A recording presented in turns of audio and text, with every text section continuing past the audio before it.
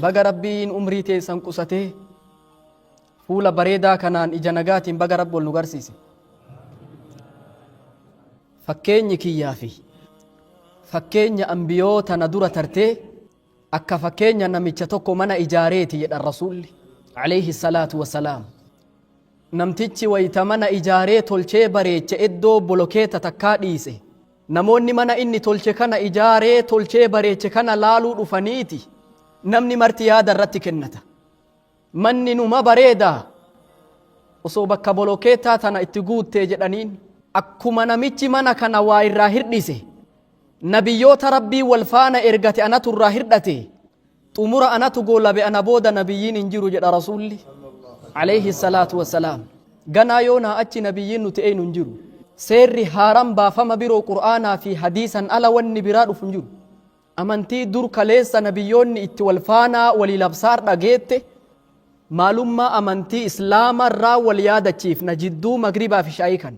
Amantii islaamaa milkaa'ina jiruu nama dhuunfaatii fi gamtaa seerota dogongoraa namni islaamummaa irratti kaasuu fi tolinni islaamummaa maal akka ta'e jidduu magribaa fi shaayii muhadaraa gabaabduu tana goona. Fal-islaamu acdamu nicmatin islaamummaa wanni jedhamu irra qananii guddaa waan rabbi gabroota irratti ooleeti. Namni islaamummaa ufiin argatuu hin danda'u. Malkii tolinaan hin argatan, qabaataniif hin argatan, saraasanyii firaa fiixooma bareedarraa dhalataniif hin argatan. Nama rabbi jaalatee filatetu irra ka'ama. Osoo abbaan ilmaa kennuu danda'e nabi Nuuhtu ilma ufiitii kenna ture. Osoo ilmi abbaa ka kennu sila Ibraahimtu abbaa isaatii kenna. Osoo nisbaa gara adeeraatiin argataniiti rasuulli rabbi sallallahu alayhi wasallam abaa xaalibii kennanii turan. Garuu akkasii miti. Islaamummaa rabbiin nama jaalatu qofaaf kenna. Amantiin islaamaa amantii rabbii biratti sadarkaa qabdu. Amantiilee duniyaa tana keessa jiran keessa wanni rabbi biratti fudhatama qabdu islaamummaadha. Inna ad-diina cinda Allaahi al-islaam. Amantii fudhatama qabdu jedhee rabbi ragaa bahe. Namni islaamummaa malee amantii biroo ka soqu ta'e duniyatti illee kasaaree akhiratti illee kasaara. ومن يبتغي غير الإسلام دينا فلن يقبل منه وهو في الآخرة من الخاسرين. نمني إسلام من ألا أمنتي برو بربادي ربي سران كيبلو آخرة فردي فول ربي تتلين كسارة إلى ربي. أمنتين إسلام أمنتي ربي جالتي إسنين لين جالت لننجد مقاسة مكا إسلام جدو كان الرأيو كاني amantii namni dhaddacha jalatti wal gahee maqaa kana kireet godhee itti yaadee baasee miti. Ka rabbiin ufii isaatii moggaase. Islaama ta'allee jedhee namni itti nu ajaje rabbi. Kanuun jaalatellee rabbi. Al-yawma akmaltu lakum diinakum wa atmamtu alaykum ni'matii wa radiitu lakum al-islaama diina. Guyyaa hardhaa kana islaamummaa amantii tana isinii guutee jira. Achi booda hirdhinni hin jiru. Tola kiyya hedduu isinitti qanani'ee jira. Islaamummaa illee amantii ta'u isinii jaaladheedhe rabbi chaappaa rabbi biraatti dhaame. Amantiin islaamaa amantii duniyaa akhiratti ittiin najaa baatuudha. Qalbii shirkii fi bidarraa qulqulleessiti. Gara laafina haqummaa jidduu namaatii fi jidduu rabbi illee mirkaneessiti islaamummaan. Amantii haqatti nama yaamtu, amantii dhala namaati illee wajjin deemtu, amantii yoo isii qabatan malee jannatan arganne. Kulliin nama laa ilaaha illallah hin jenne jannatan kajeelu. Shafaa'aa nabii keessatti illee kajeellaan qabu. Wanni rabbiin dilii dur keessa turte ittiin sii dhiisulleen seensa ati islaamummaa seentuun rabbi badii dur dabarte sii dhiisa. Rasuulli rabbi sallallahu alayhi wa sallam man radiya billaahi rabbaa wa bil islaami diina wa bi muhammadin rasuula wajabat lahu aljanna. Qabxii gurguddaa rabbi rabbooma sii ta'utti jaalala yoo ragaa sii bahame gama keetitti ati yoo rabbiin tokkichi kan dhalle, kan dhalanne, kan moofne, kan duune, kan dulloomne rabbi sii ta'utti amanti.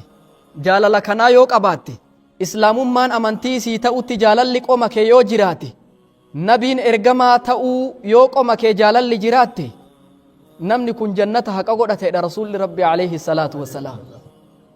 Qabxiin jireenyi nuti jiraannu rabboomaa fi diinaa fi karaa nabii qofa irratti ta'uu miti. Gaafa nuti duunee qabrii gallellee gaafin nu dhiyaata. Gosa feeterraa dhalatuu dandeetta. Mattaawqaan gosummaa asitti hafti. Gaafa qabrii bu'aawwanni gaafii gurguddaa rabbii irraa nama gaafatu, man rabbuk, eenyu rabbiin kee, wamaa diinuk, amantiin kee hoo maali, nabiyyiin kee hoo eenyunni gaafiin qabrii keessatti. Duuba amantiin islaamaa waan kabajaa ittiin argatan. Umar ibn al-Khattaab waan jedhe, nuti ummata xiqqaataa turre jedhe, fa'aazzana Allahu bil islaam, islaamummaa tanaan rabbi mataa ol nu qabe jedhe Umar. Gaafa dur gosti guddoon gosa xiqqoo nyaattu, dhalli namaa namummaa fixate, gadaa akkasii ka namni zulmii fi raqa nyaatu waan fokkattuu qofa fayyadamu, islaamummaan dhuftee xaharsite.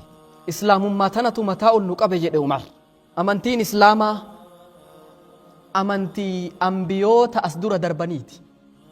Ilaalchi tokko tokko ka islaamummaan jaarraa as kaluu dhufte nabi Muhammaditu fide jedhan, kuni dogongora.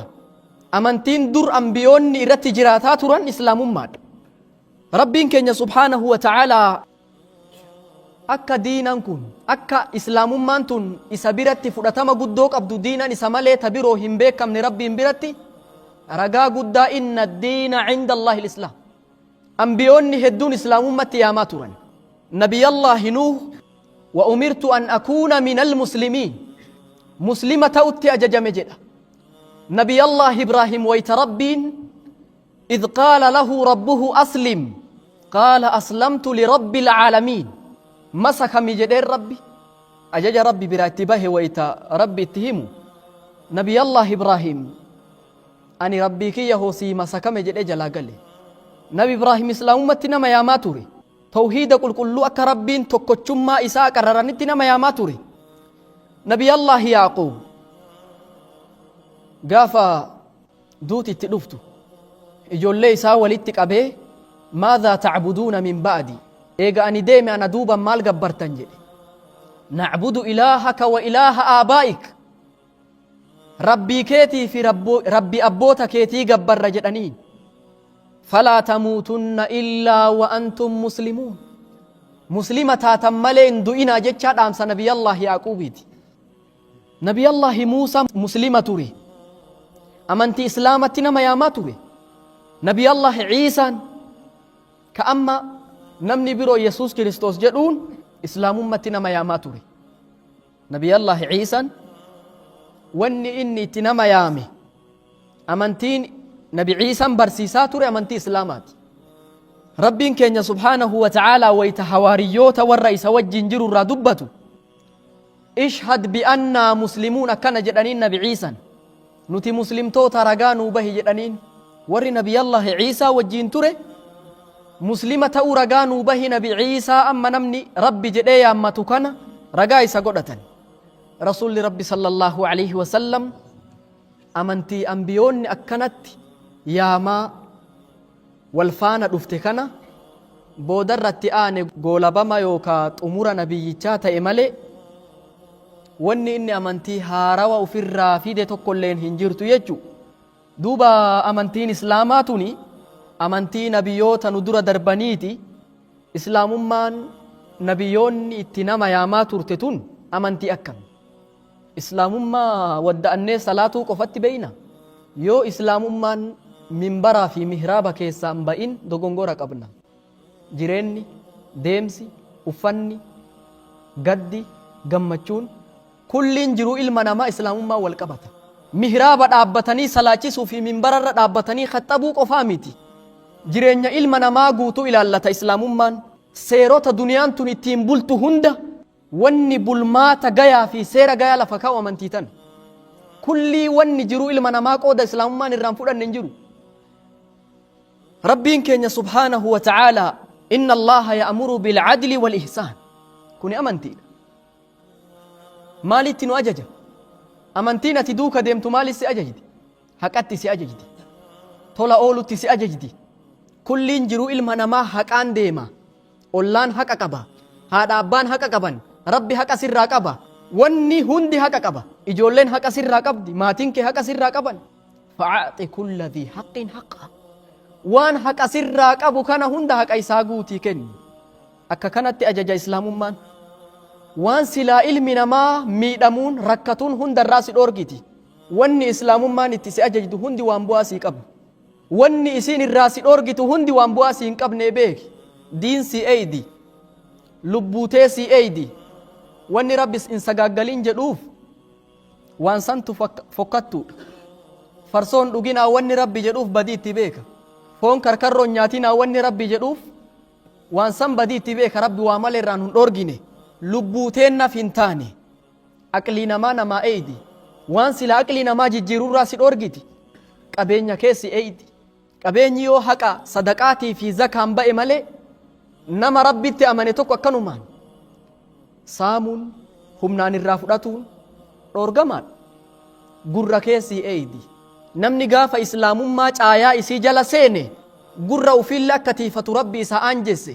nama rabbi shahaadatayni itti beeku akkanumaan fadihaan godhan.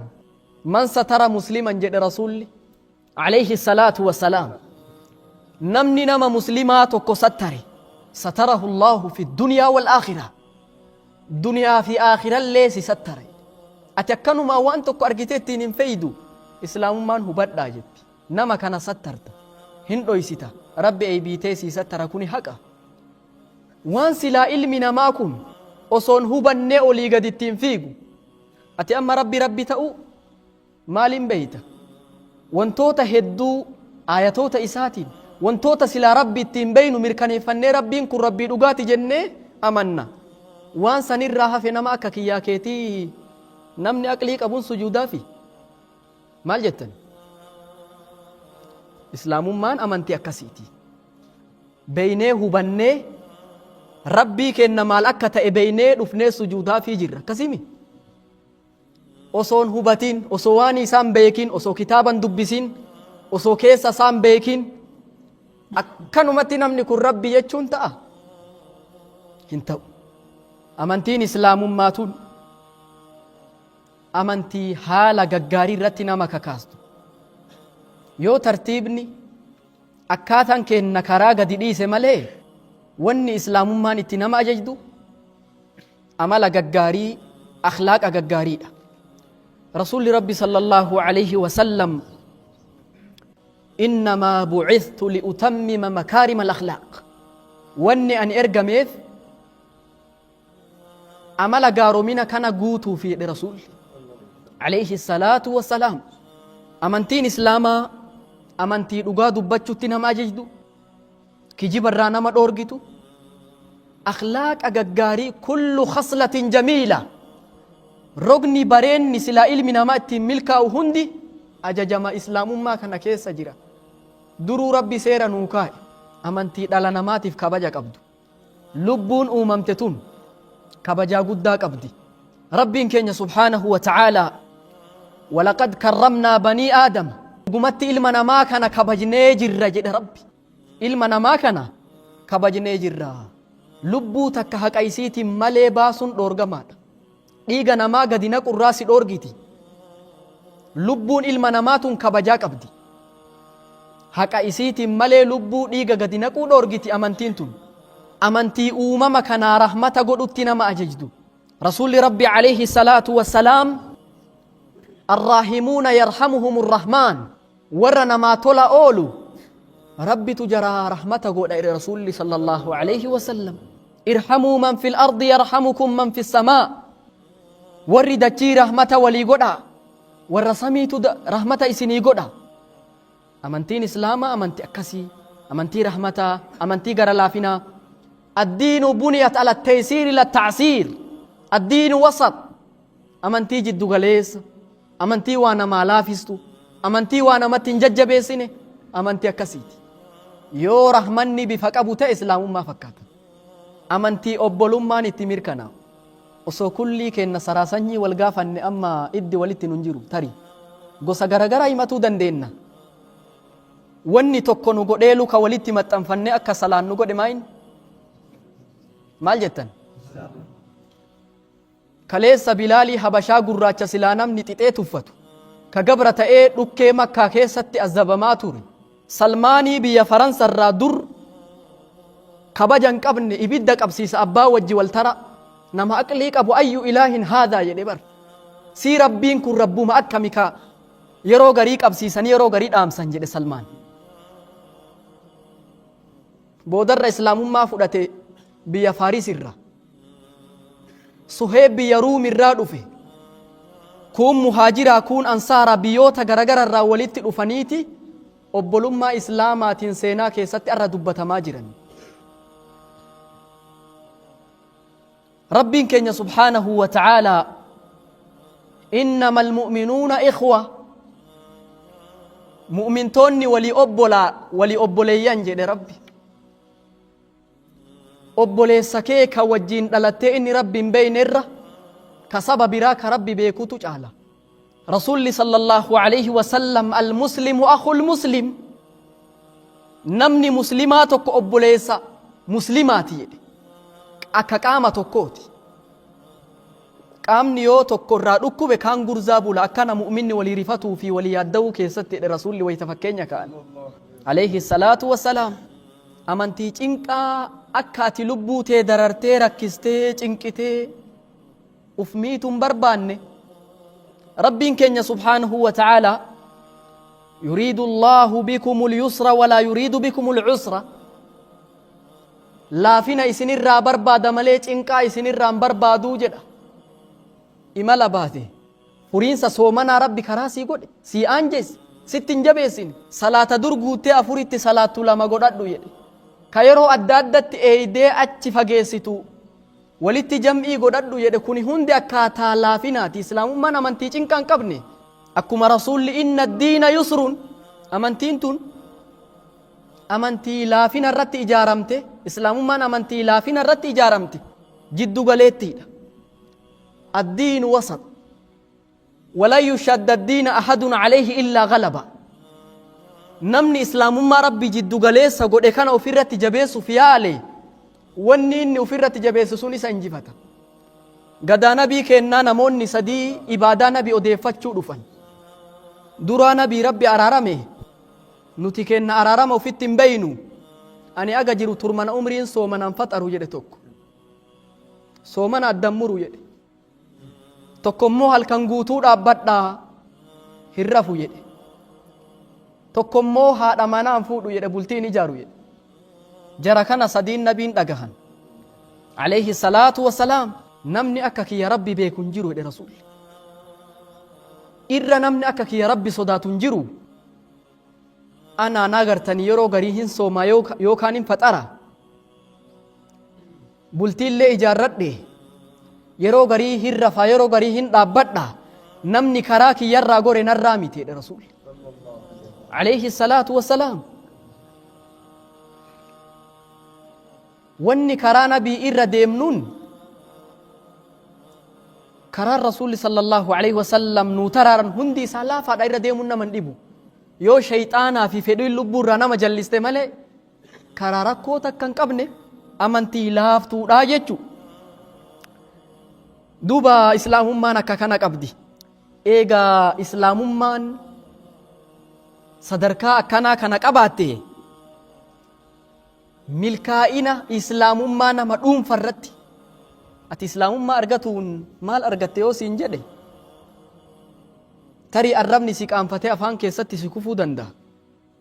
Wasfii amantii jabduu Rabbii irra nu kaa'ee kana yoo Rabbiin galata galchinee qajeelluma kanarraa nun dabsinii kadhanne malee akkaataa itti himantu nama dhiba.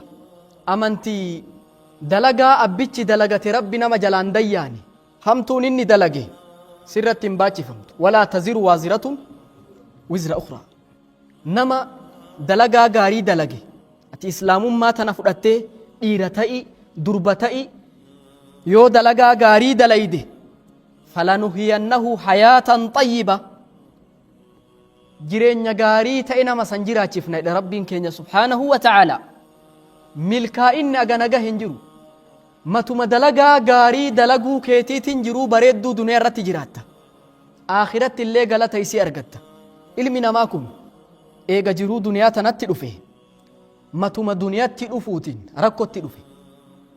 Ganda rakkoo dhufanii hin rakkadhu jechuun hin ta'u. Rabbiin duniyaa fi bishaan wal fakkeesse. واضرب لهم مثل الحياة الدنيا كماء إن أنزلناه من السماء أكا بشاني فكينيا نوغود ربي بشان فكيسان كان نمني ويتا بشان سينجيل مالي نفو ويتا دنياتي رفو مكرم مالي نفو نمني يو دنياتي رفو مكري سكبتو مالي نفو يو بشان سينجيل مالي نفو gaafa duniyaa tanatti dhuftu rakkina, dhiphina, cinqaa, gadda, yaaddo waan jedhamu kana hunda waan tokkoon tasgabbii argatta siin jetti amantiin. Maa inni rabbi yaadatuudha, rabbi zakkaruudha. Alaa bidhikrillaahi tatma'innul quluub. Zikrii tanaan qalbiin ziqii argattii jedha rabbi. Idan qalbiin teetu wanni isiin itti tasgabbooftu mokkora jiruu duniyaa fitna, cinqaa, hirdhina, dhiphina waan jedhamu kana hundarraa wanni islaamummaan furmaata sii gootee tasgabbii jiruu argattuun zikriidha siin jetti.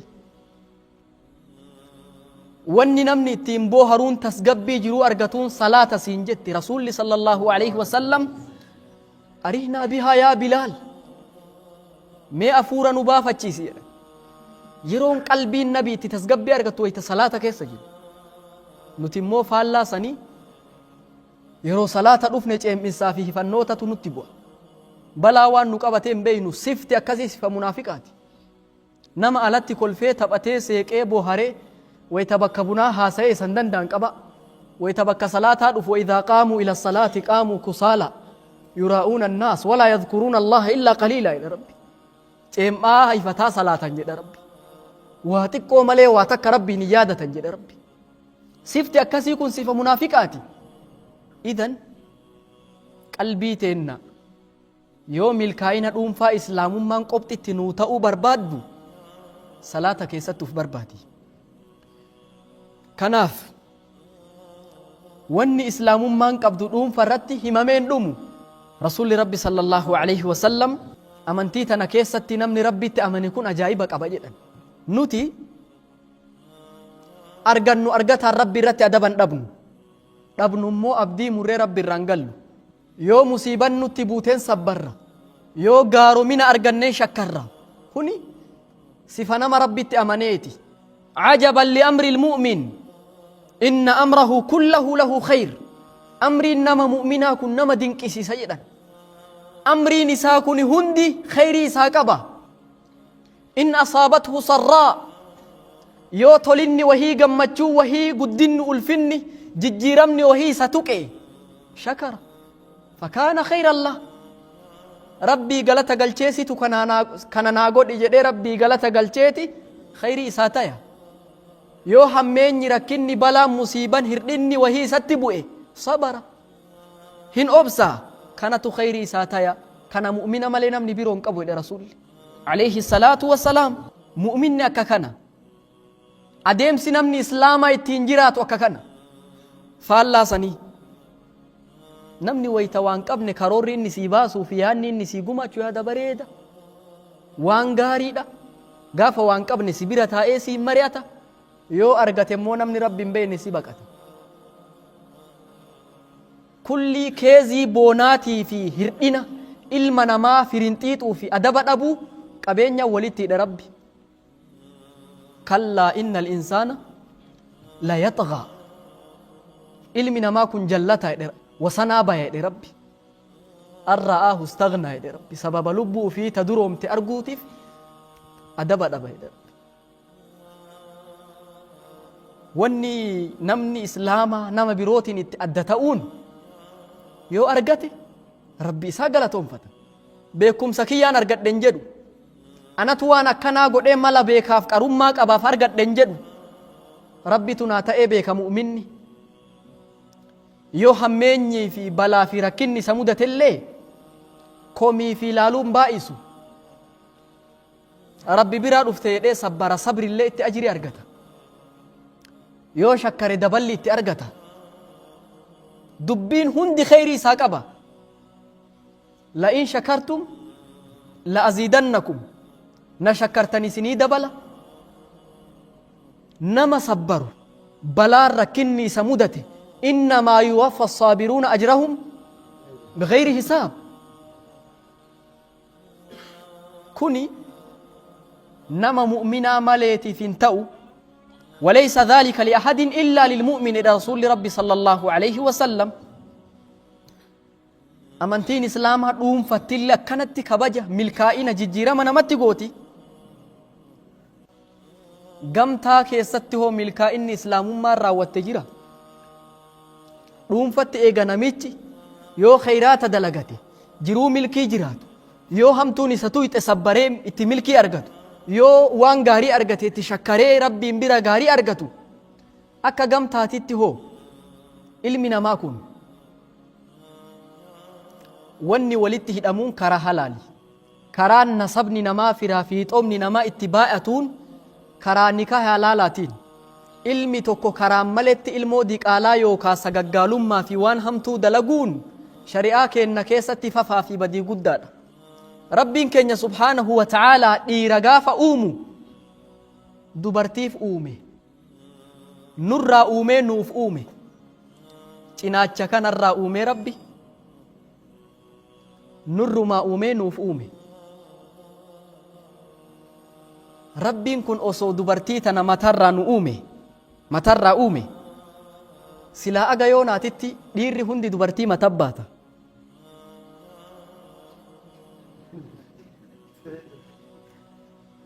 osoo rabbiin dubartii tana harkarraa uume silaa dhiirri hundi dubartii makaban. osoo duydarraa uume akka daa'ima ushururuu duyda baannee deemna dubartii. osoo lukarraa nu uume hin dhiinna. cinaacha kanarraa uume rabbi ufitti qaba jechuudha. sinigala jireenyi gamtaa islaamummaa keessatti gatii qabu jireenya halaalaa ka tartiiba islaamummaatiin ijaarame qofa. ومن آياته أن خلق لكم من أنفسكم أزواجا لتسكنوا إليها وجعل بينكم مودة ورحمة. جدو جار سفجارتي ربك أبطي لمان إبسي مودة في رحمن إبسي ربي. جالل لكم قوسك أبا ابن القيم كتاب إساء روضة المحبين كيستي osoo nikaa hin hidhatin dubartii jaalachuun bolola jedhe. bololli haraamatti si geessa, haraamni ibiddatti si geessa jedhe. eega nikaa hidhatini eega bultii halaalatti seenani jaalachuun wama nikaa hidhatte kan huwa sacaada milkaa'ina jedhee karaa gabaabaa ibse. jidduu jaarsaaf jaartii rabbi qabxii lamaan hime. mawadda tokko jaalala warahma rahmata. qabxiin kun qabxii gurguddaadha.